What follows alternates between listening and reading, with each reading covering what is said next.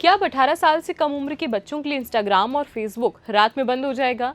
क्या दिन में सिर्फ 2 घंटे ही सोशल मीडिया चलाने के लिए आपको मिलेगा? क्या मेटा के ऐसे फीचर्स हैं जो बच्चों को स्क्रॉल करते रहने के लिए मजबूर करते हैं?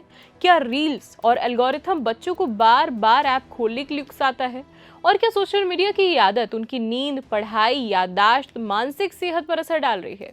अगर इन सारे सवालों के जवाब जानना चाहते हैं तो आइए आज डिकोड करते हैं इस पूरे मैटर को। अब दरअसल अमेरिका में फेसबुक और इंस्टाग्राम की पेरेंट कंपनी मेटा के खिलाफ बच्चों की ऑनलाइन सेफ्टी को लेकर एक बड़ा मामला चल रहा है इन दिनों। आरोप ये है कि मेटा के ऐप्स में कुछ ऐसे फीचर्स हैं, एक ऐसा एल्गोरिदम है जो बच्चों और युवकों को ज्यादा देर तक सोशल मीडिया पर बनाए रखते हैं। अब इसे एकदम आसान भाषा में समझते हैं। खुद से आप सोचिए, आपने कभी इंस्टाग्राम खोला है, एक रील पसंद आई, उसे लाइक कर दिया, फिर आपके सामने उसी तरह की एक और रील्स आ जाती है। आप लगातार किसी खास तरह की एक ही रील्स को बार बार देखते हैं। किसी वीडियो पर अगर आप ज्यादा देर तक रुकते हैं, उसे लाइक या शेयर करते हैं, तो इंस्टाग्राम को धीरे धीरे समझ आने लगता है कि आपको किस तरह का कंटेंट पसंद है। आपको धार्मिक पसंद है, आपको पॉलिटिकल पसंद है।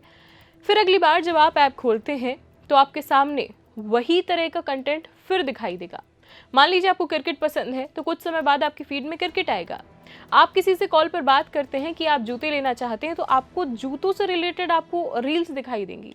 आप किसी गाने को सुनते हैं तो आपको उस गाने से जुड़े हुए वीडियोस दिखाई देंगे। यानी प्लेटफॉर्म आपकी पसंद, आपके इस्तेमाल के तरीकों को बहुत ध्यान से नोटिस कर रहा होता है। आप क्या सर्च करते हैं, क्या पोस्ट करते हैं, किस पोस्ट पर रुकते हैं, क्या देखते हैं, क्या लाइक करते हैं, किस तरह का कंटेंट पर आप ज़्यादा इंटरेक्ट करते हैं, इन संकेतों के आधार पर आपको आगे क्या दिखाना है ये तय किया जाता है।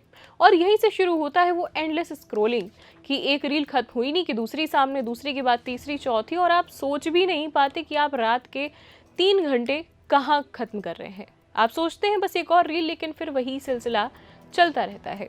यही सवाल इस पूरे मामले में सबसे अहम है। क्या ये डिज़ाइन यूजर्स को ज़्यादा देर तक ऐप पर बनाए रखने में मदद करता है? और बच्चों के मामले में चिंता इसीलिए थोड़ी ज़्यादा है क्योंकि कम उम्र में लगातार स्क्रीन टाइम उनकी नींद, पढ़ाई करने का जो तरीका है, उनकी याददाश्त, सबको प्रभावित कर रहा है। इसी विवाद के बीच मेटा के साथ एक बड़े समझौते की बात भी सामने आई है। इसके तहत 18 साल से कम उम्र के यूजर्स के लिए इंस्टाग्राम और फेसबुक के इस्तेमाल पर सख्त पाबंदियां लगाने की योजना है। प्रस्तावित व्यवस्थाओं के मुताबिक रात के समय ऐप बंद रहेंगे और दिन में इस्तेमाल की सीमा 2 घंटे तक कर सकते हैं। मतलब बच्चा रात में इंस्टाग्राम खोलकर रील्स देखने की कोशिश भी करेगा तो ऐप बंद ही मिलेगा। इसके अलावा पेरेंटल कंट्रोल को मजबूत करने और बच्चों के स्क्रीन टाइम को लिमिट करने के लिए भी लागू किया जा रहा है। अब बात पैसों की भी कर लेते हैं। हर इस समझौते के तहत मेटा की तरफ से करीब $14 बिलियन यानी लगभग 1.15 लाख करोड़ रुपए के भुगतान की बात सामने आई है। लेकिन यहाँ एक बात कहना साफ जरूरी होगा कि ये नियम अभी अमेरिका में चल रहे कानूनी मामले से जुड़े हैं। इसका मतलब ये नहीं है कि भारत समेत पूरी दुनिया में 18 साल से कम उम्र के बच्चों के लिए इंस्टा, फेसबुक रात में बंद होने जा रहे हैं। तो सवाल अब भी वही है, क्या सिर्फ 2 घंटे की लिमिट लगाना काफ़ी होगा? क्या रात में ऐप बंद करने से सोशल मीडिया की लत खत्म हो जाएगी?